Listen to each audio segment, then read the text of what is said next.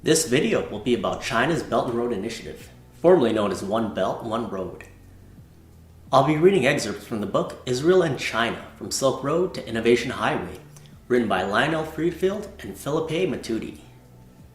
To understand Israel's role in the Belt and Road Initiative, first you have to understand Jewish history in Asia. Jewish population of Kaifeng. As the capital of the Northern Song dynasty, Kaifeng was at that time considered a major trade center along the Silk Road. In the 7th century, the city was connected to the Grand Canal, a vast waterway which formed the backbone of China's internal communications and transport system, which enabled trade and commerce to flourish further. The Jewish population prospered and built a synagogue in 1163. Jewish population of Harbin. Attracted by the chance to live freely in China and earn a living, waves of Russian Jewish refugees continued to settle in the Harbin area throughout the early part of the 20th century. The family of former Israeli Prime Minister Ehud Olmert were among the Russian-born Jewish immigrants fleeing Russia to relocate to Harbin. While the Jewish community represented only 10% of Harbin's foreign population, it controlled 50% of its business trade. Two of the leading banks located in Harbin were the Harbin Jewish National Bank and the Far East Commercial Bank. Jewish population of Shanghai.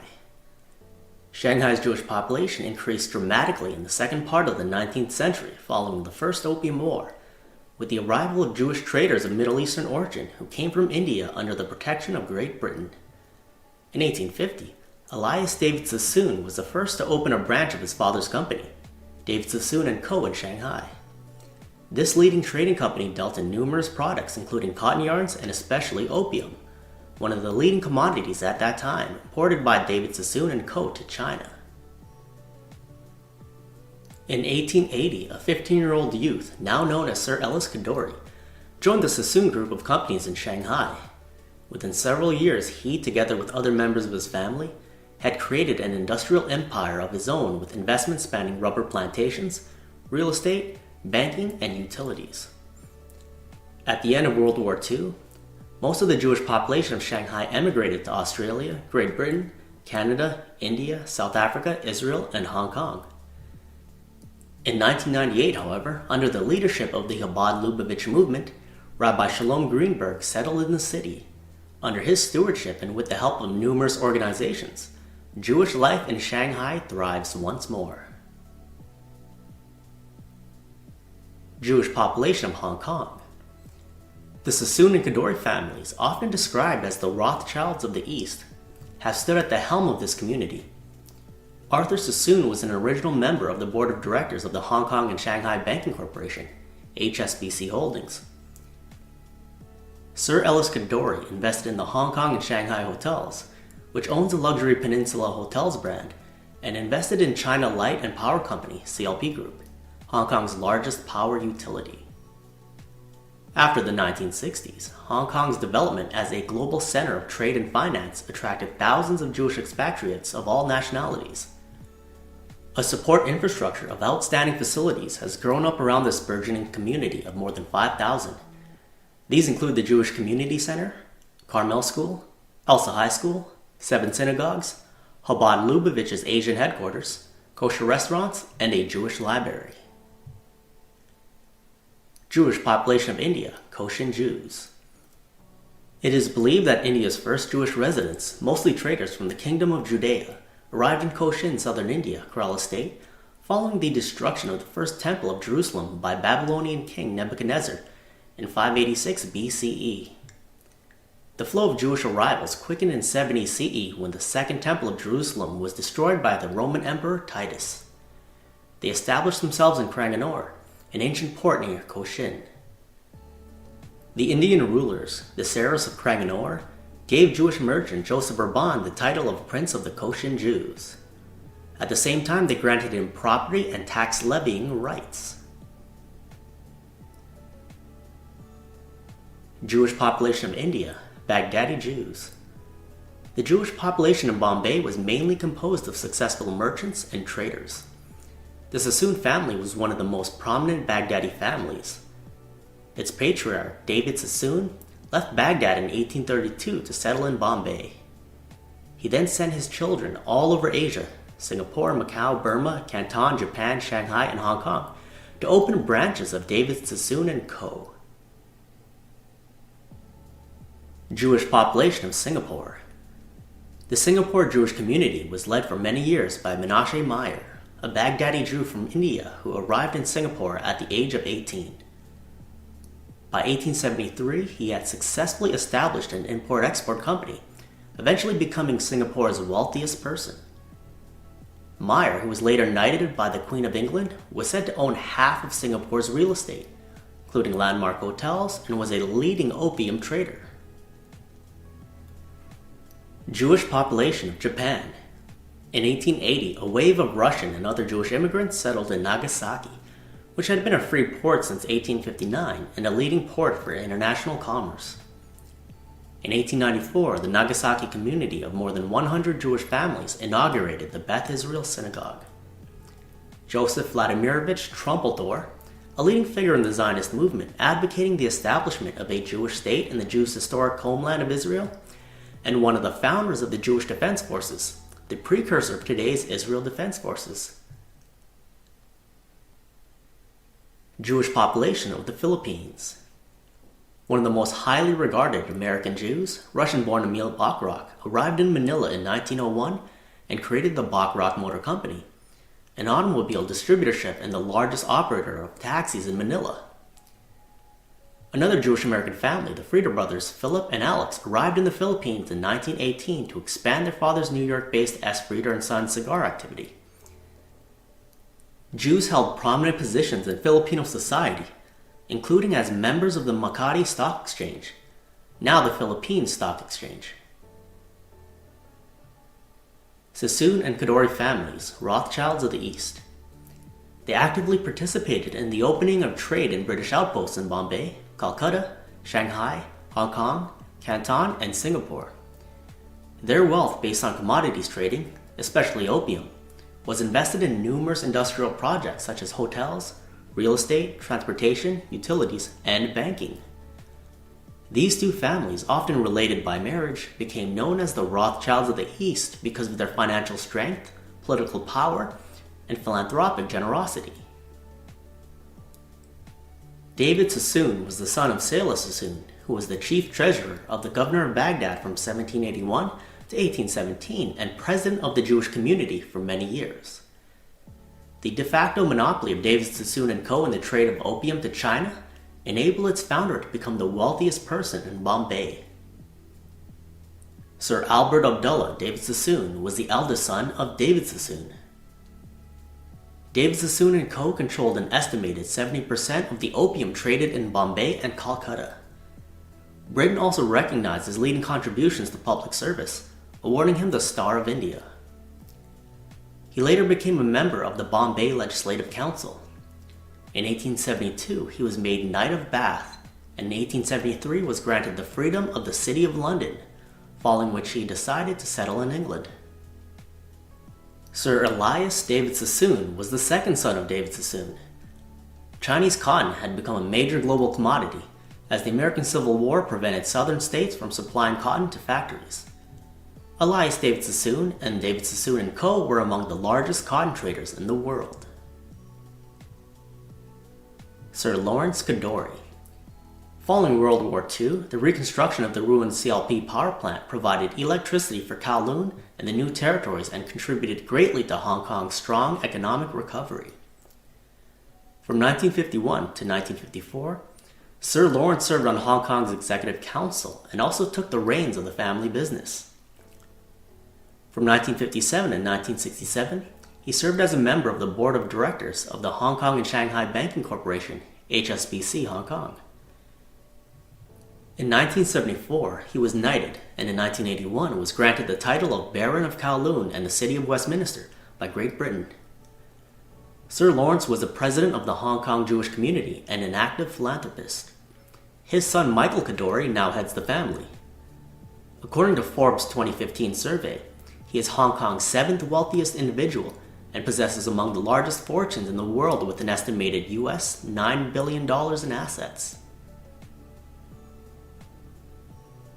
Emmanuel Raphael Berlioz was born in Calcutta and settled in Hong Kong in 1862 after his marriage to Sima Ezra. During the 1870s, he was chairman of the Hong Kong and Shanghai Hotels and Shanghai Banking Corporation, and in 1881 was appointed to Hong Kong's Legislative Council. Silas Aaron Hardoon. He advanced quickly and joined Edie Sassoon as a partner specializing in cotton and opium trading and real estate, on which he later focused his activity.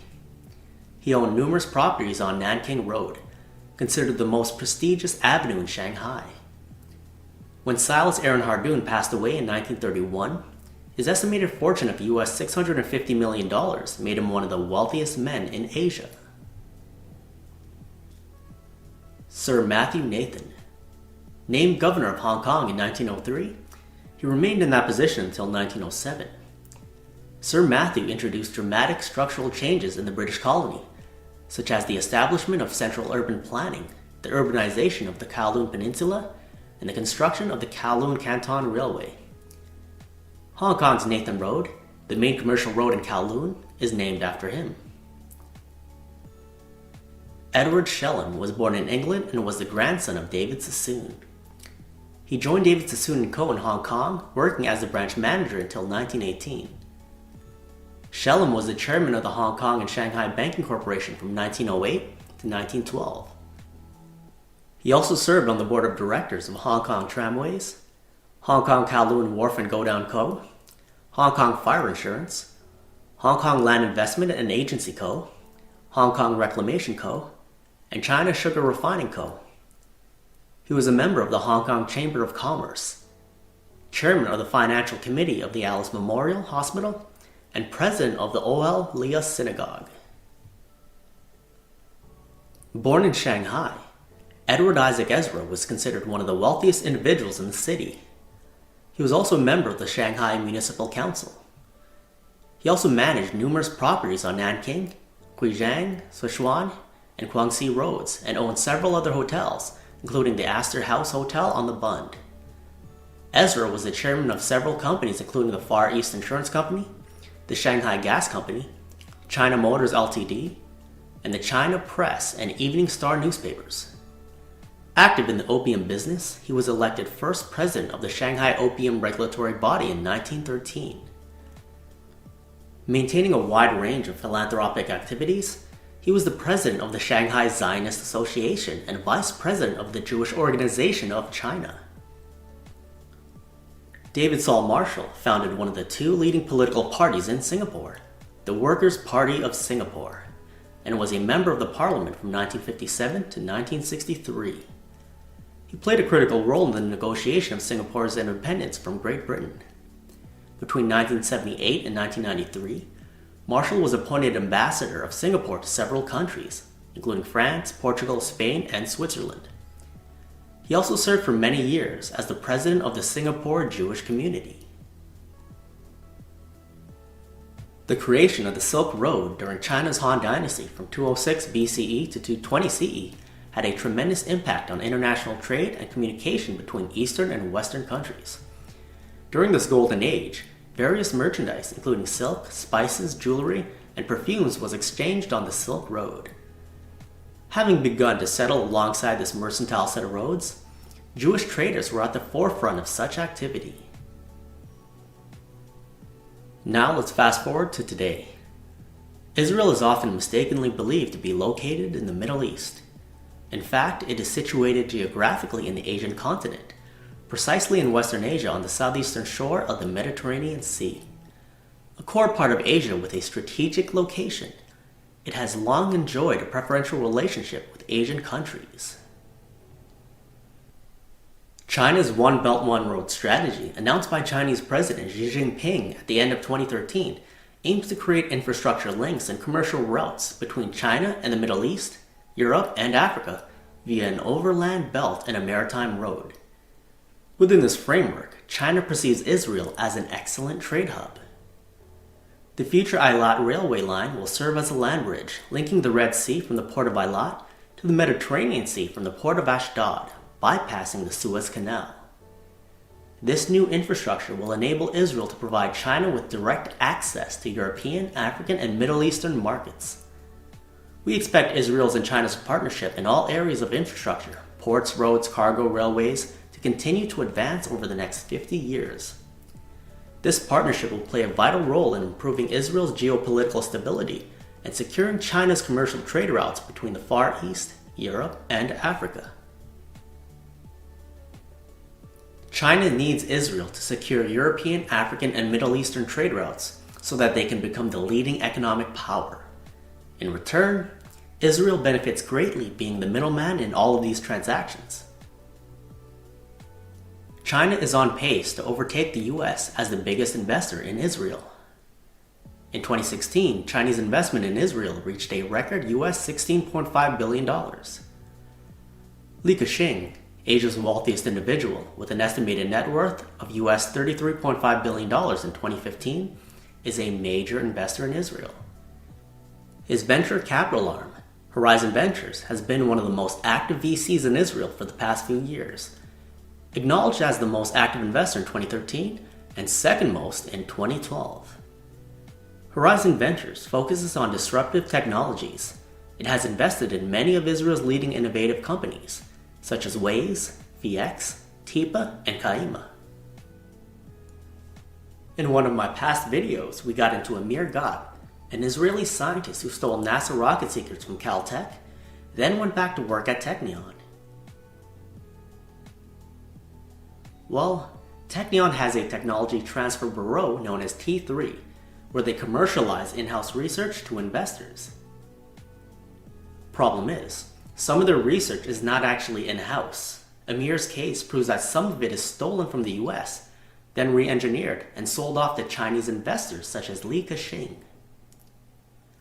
Li donated US $130 million to the Technion Institute of Technology in 2013 through the Li Keqiang Foundation. This donation is the largest ever made to the Technion and one of the largest made to any Israeli academic institution. Israel has been stealing Western technology and selling it to Russia and China for decades. If anyone is new to this issue, there is ample evidence in my documentary, Putin, Bibi, and the Bolsheviks. Russia and China want a desirable world order where most countries rely on them instead of the US. It's in their best interest to pursue that goal. Problem here is that Israel is helping them accomplish that goal while simultaneously claiming to be America's greatest ally. While the US and China are enemies, Israel is forging closer ties with China, and Bibi has even stated that Israel and China are a match made in heaven. Yet he lashes out at Obama for making a deal with Iran. This is unbelievable hypocrisy. He wants the US to remain loyal to Israel, meanwhile Israel is not loyal to the US at all. Here's an article from the Jerusalem Post titled, Israel and the Unexpected New World Order. Quote, geographically, Israel is just off-center. Why then is it treated with such respect by the likes of Russia and China? The answer to that is the Belt and Road Initiative, which will take an estimated $7.5 trillion to develop. This project consists of high-speed railways and ports connecting China to at least 75 other countries. This new Silk Road would enable China to overtake the US as the leading economic power. Again, China needs Israel to secure those trade routes, and in return, Israel could gain a degree of wealth not seen since the days of King Solomon. This 2017 article also states, economists worry that China's ambition could trigger a global economic collapse, a currency collapse specifically. Maybe BRICS and One Belt One Road don't care. A global currency collapse might be seen as a way to wipe the slate clean of nation-based currencies, especially the US dollar. Interesting. Because a lot of Zionist politicians are attacking China for the coronavirus, a lot of people online believe that these politicians are doing it to deflect attention away from Israel's possible role in the coronavirus. That may very well be the case.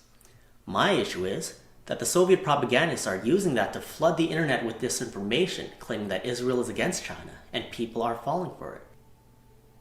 Someone commented in one of my videos, quote, "It's obvious the coronavirus is a plot by Zionist neocons running the US regime in Washington, D.C. against China's New Silk Road."